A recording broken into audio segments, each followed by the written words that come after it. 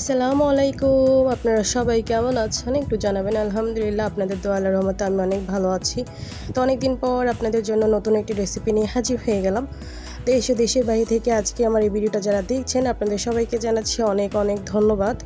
আজকে ভিডিওর থাম্বনেল দেখে বা টাইটেল দেখে আশা করি বুঝে গিয়েছেন কী রেসিপি আপনাদের সাথে শেয়ার করব।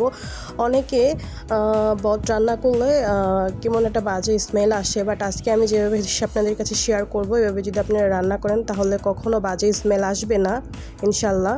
প্রথমত আমি বটগুলো দেখতেই পারছেন হলুদ আর সামান্য লবণ দিয়ে কিন্তু আমি ভালো করে বলতে গেলে 40% আমি সিদ্ধ করে নিয়েছি যাতে বাজে স্মেল না আসে।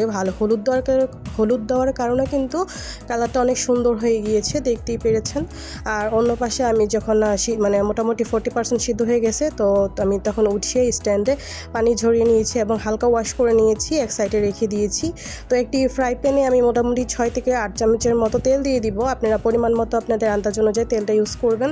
তারপর এখানে পেঁয়াজ দিয়ে দিব মোটামুটি 1 কাপের মতো, দিয়ে তারপর ভালো করে নেড়ে চেড়ে এখানে 1 চামচের মতন আমি লবণ দিয়ে দিব। লবণ দিয়ে ভালো করে নেড়ে চেড়ে আমি কিন্তু ভালো করে ভেজে নিয়েছি, দেখতেই পেরেছেন। হালকা ভেজে নেবেন। তারপর এখানে একটু হলুদ ইউজ করেছি, আপনাদের আন্দাজ অনুযায়ী হলুদটা ইউজ করবেন। এখানে আমি 1 চামচের মতো হলুদ ইউজ করেছি, যেহেতু আমি আগে বটে সামান্য পরিমাণ হলুদ ইউজ করেছিলাম তাই এখানে বেশি ইউজ করব না, সামান্য পরিমাণ 1 চামচের মতো আমি ইউজ করেছি। 1 চামচ দিয়ে একটু দেখবো যখন একটু ব্রাউন হয়ে এসেছে পেঁয়াজগুলো, তখন আমি আদা রসুন পেস্ট এখানে দিয়ে দিব। আমার মূলত আদা রসুনের পেস্ট একসাথে করা ছিল তাই আমি একসাথে দিয়ে দিয়েছি এখানে। আর আপনারা যদি আদা রসুনের পেস্ট আলাদা আলাদা থাকে তাহলে আদাটা একটু কমই দিবেন আর রসুনটা একটু বেশি করে দিবেন। রসুনের পরিমাণটা একটু বেশি দিলে খেতে ভালো লাগবে।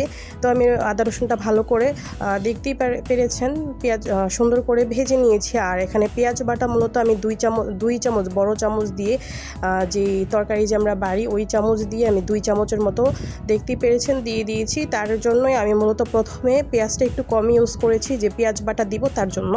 পেঁয়াজ বাটা দিয়ে কিন্তু ভালো করে ভেজে নিতে হবে, না হলে কিন্তু ভালো লাগবে না। আর পেঁয়াজ বাটাটা দেখতেই পাচ্ছেন আমি কিন্তু ভালো করে ভেজে নিয়েছি অফ ক্যামেরায়। তো এখানে আমি মরিচ গুঁড়া দিয়ে দিব 2 চামচের মতো, তারপর দিয়ে দিব কারি পাউডার বা গুঁড়া মশলা।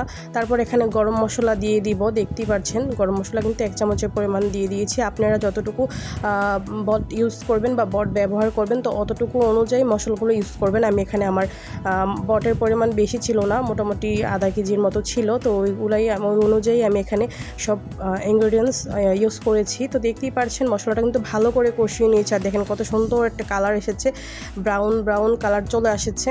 তখন আমি আর পেঁয়াজের ব্রাউন কালার না আসলে কখনোই পানি দিবেন না। আমি এখানে তো পানি দিয়ে দিয়েছি ব্রাউন কালার চলে আসার কারণে। তো আপনারা ব্রাউন কালার আসলেই পানিটা দিবেন, না হলে কিন্তু পেঁয়াজে যে আপনারা ইউজ করেছেন বাটা পেঁয়াজটা ওই না হলে ওইটার একটা স্মেল আসবে, বাজে স্মেল, ভালো লাগবে না খেতে। তো এই পর্যায়ে এসে আমি এখানে মশলাটা তো ভালো করে কষিয়ে নিয়েছি, তেলটা উপরের দিকে উঠে এসেছে। এখন আস্ত মশলা আমি ইউজ করিনি আগে, তো এখানে আমি আস্ত মশলাগুলো ইউজ করব, যেমন এলাচ, দারচিনি, লবঙ্গ, তারপর তেজপাতা ছিল না বাসায়, ছিল না বলতে গেলে ভুল হবে, আমি তেজপাতাটা ইউজ করি নাই। তেজপাতা যেহেতু গুঁড়া আমি ইউজ করেছিলাম তাই দিই নেই।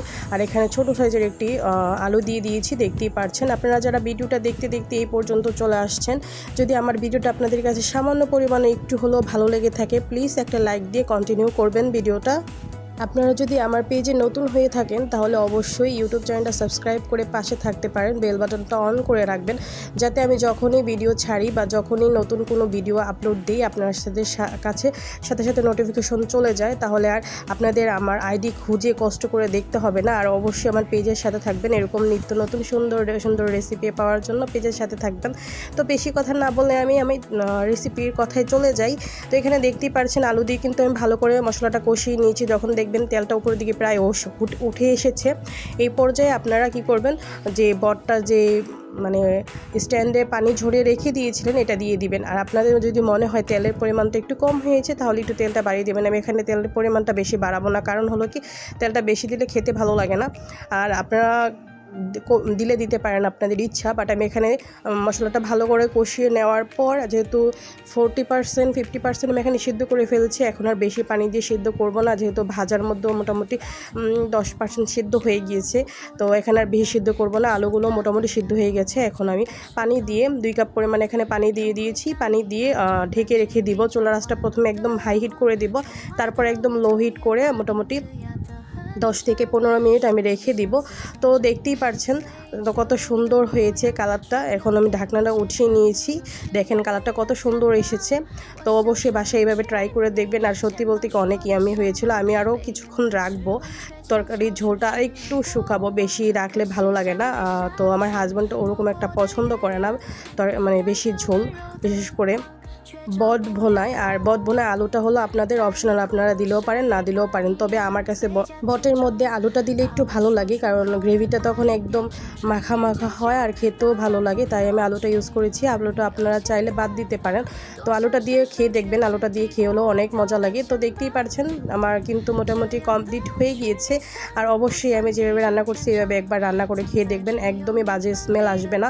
আর আপনারা অনেক সুন্দর করে খেতে পারবেন। যারা নাকি খেতে পারেন না বটের বাজে স্মেলের কারণে, এভাবে একবার রান্না করে খেয়ে দেখবেন, তাহলে হয়তো আপনারা বট প্রেমী হয়ে যাবেন বা বটের জন্য পাগল হয়ে যেতে পারেন, বলা যায় না। তো আজকের মতো ভিডিওটা এখানেই শেষ করছি। সবাই ভালো থাকবেন, সুস্থ থাকবেন।